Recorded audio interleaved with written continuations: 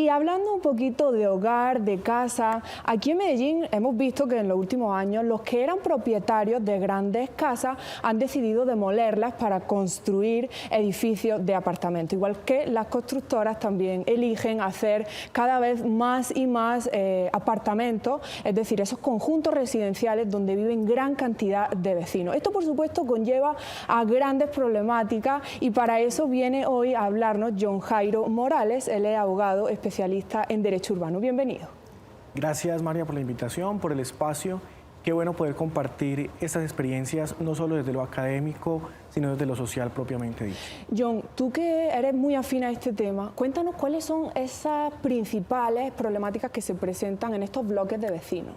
Nosotros venimos de vivir en una construcción baja culturalmente e históricamente. Sí. Ahora, porque las ciudades se han quedado cortas en espacio, pues la construcción en altura está cobrando gran importancia. Sí. Hemos pasado de casas de 2 pisos a edificios de 20, 30 pisos. Claro. Y eso implica un cambio en el modus vivendi de las personas, ¿cierto? Claro, porque además, o sea, son 20 pisos, pero en cada casa pueden vivir entre 1, 2 y 5 personas. Claro, o sea, es que eso es un barrio en altura. Claro. O sea, hay unidades con más de 700, 800 apartamentos donde las personas tienen que acostumbrarse a convivir pegado un muro con otro, compartiendo un ascensor con 20, 30, 40 vecinos. Entonces, esa circunstancia nos ha hecho, de alguna manera, cambiar esa forma en que habitamos la ciudad. John, digamos que, bueno, yo me compro mi casa y estoy súper contenta porque pronto ya la estoy pagando, pero es mía, ¿no? Ya pasan los 20 años de la hipoteca y yo digo, bueno, esta casa ya forma parte de mis bienes personales, pero resulta que si yo dejo de pagar la cuota de administración, me pueden embargar mi casa. Claro que sí, es que, lógicamente, cuando tú vives en una propiedad horizontal, adquieres unas obligaciones. Exacto. Esas obligaciones se llaman expensas, son cuotas que se establecen a nivel de la copropiedad, bien sea de manera ordinaria o extraordinaria. ¿Para qué? Para sufragar esos gastos que conocemos todos del objeto de la misma propiedad. Pagar el vigilante del edificio, pagar la señora del aseo, pagar un administrador, un jardinero. Esas cuotas adquieren un carácter de obligatorias. Y cuando yo no asumo las obligaciones, pues obviamente pueden ir a requerirme vía judicial o vía administrativa para que yo pague esas obligaciones. Aunado a ello me pueden generar intereses de mora, unos gastos de cobranza como cualquier obligación financiera o cualquier obligación económica. John, aquí estamos viendo una especie de gráfica, ¿no?, de infografía. Resulta que en los conjuntos residenciales puede haber o no espacio para el comercio. ¿Qué determina esto? Lo primero es el uso del suelo. A nivel urbanístico, las ciudades cuentan con una planificación territorial que nos permiten de alguna manera conocer la aptitud del suelo. Entonces hay suelo que es exclusivamente residencial, hay un suelo que tiene un carácter mixto, es decir, pueden combinarse diferentes actividades y ya depende de esa circunstancia, es que quien estructura el proyecto, quien diseña el proyecto, el constructor, puede determinar si hay locales es quien en el primer decide piso. realmente. Exacto. ¿Qué pasa si yo de pronto, mi edificio no tiene locales en el primer piso, ¿cierto? Estamos hablando de un conjunto residencial en todo su esplendor, ¿no?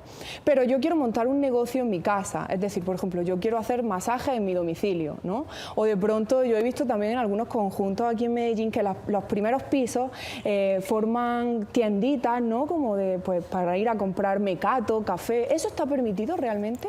En realidad, eso son concesiones que se pueden hacer desde el mismo diseño del edificio, ¿cierto? Sí. Como una posibilidad también de dinamizar ciertas actividades o economías en el propio edificio, como también pueden ser establecidas mediante la asamblea. La asamblea de copropietarios es la máxima autoridad en un edificio y por votación de mayoría pueden elegir activar un espacio comercial en el edificio. Sí, porque yo digo que si de pronto yo vivo allí y en realidad a mí me molesta que haya gente extraña entrando y saliendo a mi conjunto residencial, pues obviamente eso va a generar incomodidad y mal ambiente, ¿no? Pero si ha sido sometido a votación por los vecinos, digamos que yo no me puedo quejar. Quejarse sí, lo que pasa es que cuando se desafecta ese bien para que pueda tener ese tipo de uso comercial, pues se establecen unas reglas. Sí. No obstante, esa desafectación nunca va a estar por encima del reglamento de propiedad horizontal, que en realidad son las reglas que de alguna manera organizan o codifican la copropiedad. Sí. Y también existe un famoso manual de convivencia. Okay. Ese manual de convivencia también establece unos parámetros mínimos de conducta entre vecinos entre visitantes, entre propietarios, entre residentes.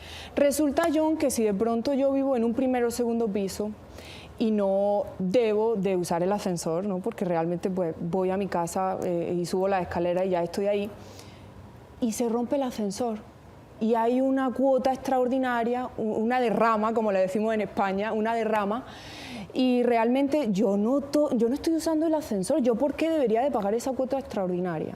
A ver, básicamente hay que contemplar algo. Primero, esa obligación hay que examinar cuál sería la afectación respecto de su bien en torno a todo el conjunto. Sí. Si existe, usted tiene esa obligación en virtud de que su espacio efectivamente le resulta útil, pues se determina el pago. Si usted definitivamente respecto de esa obligación está excluido porque usted tiene acceso independiente a su propiedad, porque usted no tiene que entrar por la zona del ascensor, puede llegar a ser excluido, pero eso se define a nivel del reglamento de propiedad horizontal.